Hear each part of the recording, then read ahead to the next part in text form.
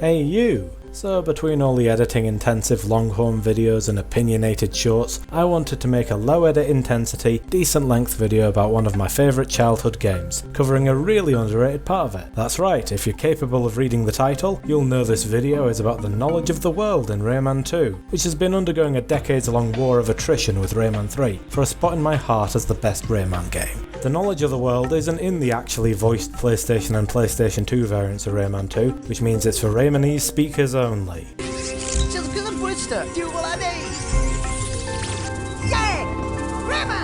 Thankfully, they also left an English, French, Spanish, Italian and German translation for us mere mortals, and it enables us to read the dank knowledge Rayman acquires throughout the game. For those in the dark, in Rayman 2 there's collectibles called lums, and while they all serve a variety of in-game functions, the yellow lums are kinda like Banjo-Tooie's music notes. Once you find them, they stay found, and if you don't collect enough of them, certain points of the game will be cut off. As an additional incentive to find them, unless you're on the PlayStation versions, they also unlock lore, accessed via holding F1 in the PC version, and God knows what button in the other versions.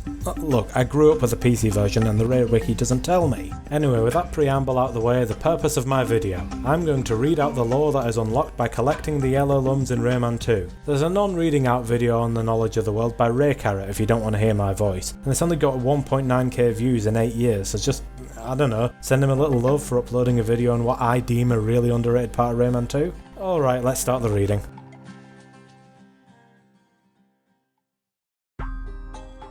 Yellow lums are the 1000 fragments of the heart of the world, broken by the pirates. They contain universal knowledge. The more you gather, the more you will learn. You can access the secrets of the world by pressing F1. First, you must know that the universe is made of energy. Everything that moves around you, everything that lives and thinks is given life by the tiny magical lights which we call lums. There are 4 types of lums. The most important ones are the yellow lums. There are 1000 of them. The yellow lums give knowledge to those who gather them, and can also open doors into unknown places. The red lums are full of vital energy. They can prolong your life. Pirates love them. Destroy them and you can take all the red lums which they have stolen for yourself. Purple lums assure the cohesion of the world. Without them, nothing would be solid or visible. With your magic fist, you can jump through the air and grab them one after another. Blue lums contain the first breath. They are the origin of all life. Each creature receives at birth his blue lums and keeps them until the day they die. Man, fucking green lums just got shafted. They're nowhere to be seen here. One day, the lums focused their energy into thought, and their consciousness brought to life a strange and marvellous creature, Polycus. His power is such that his smallest dream or desire becomes reality. Polycus decided to use his powers to bring people to the world. He began with the magical beings and dreamed up the fairies. They are his emissaries. After the first 4 lums, they made the silver lums, which give you your special powers. Again, no sign of the green lums? Man, justice for green lums. Polycus then created the Teensies. Their role is to unveil all the roads in the world. They know every secret passage and can lead you to the Hall of Doors, where all paths eventually come together. Next, he created the simpler creatures, the people. First came Clark. His incredible strength proved very useful in carving the landscape, to fold hills into the monotonous plains, and to deviate the too impetuous rivers. After came the adorable Glowbox and his family. Aren't they cute? The wise sages don't know what Polycus had in mind when creating them, but he truly used his sense of humour for inspiration. Polycus finished his creative efforts by conceiving a multitude of fantastic creatures, like Murphy, the flying 1-volume encyclopedia, or the horrible Eeg, who spends his time getting drunk on the strange brews fermented in the depths of the marshes. Unfortunately, Polycus couldn't control all of his creations. His nightmares and negative thoughts gave birth to their own peculiar beasts, so be careful not to meet up with them, and avoid any nightmares you might meet on your journeys. After having created all the creatures who live in this world, a harder task remained: creating time. So Polycus went to the place where all the gods of all the worlds meet, and together they set about dreaming up the future. To be warned of any problems that might occur, Polycus sent magic masks to the 4 corners of the world. Before leaving, he explained to the fairies that reuniting all 4 masks would be all it would take to bring him back. Since he didn't want to be called back by just anybody, Polycus created fierce guardians to protect the masks, giving them all hidden weaknesses that only a true warrior could discover and use. The period immediately following Polychus' departure was a time of wonder. The people learned to speak and love nature.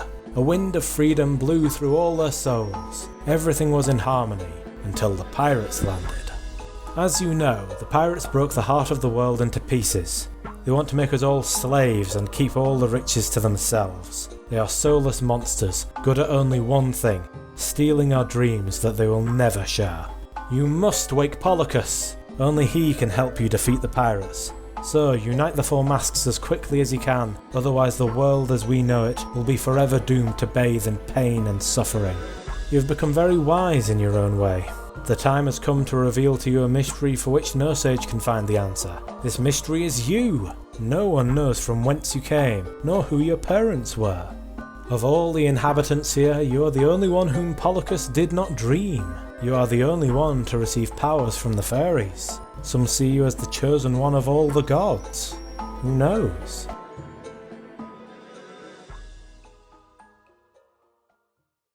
And like that, we're done. The last slide from there requires a 999 or 1000 yellow lumps to access, the 1000th being accessed via some shit you'd hear as a playground rumour, and just casually drops that Rayman might be some intergodly chosen one? Like, I swear the lore here is so wild, and the only reason it isn't talked about is because the Rayman universe soft resets with every game. First the Electoons and Great Protoon make up the world's core, then the Yellow Lums make up the core, then Red Lums can apparently be corrupted and seek out the core of the world, but Yellow Lums aren't anywhere to be seen, then Rabbits gained access to crack rock cocaine, then Batilla became hot. It's very easy for the knowledge of the world to get lost in the shuffle.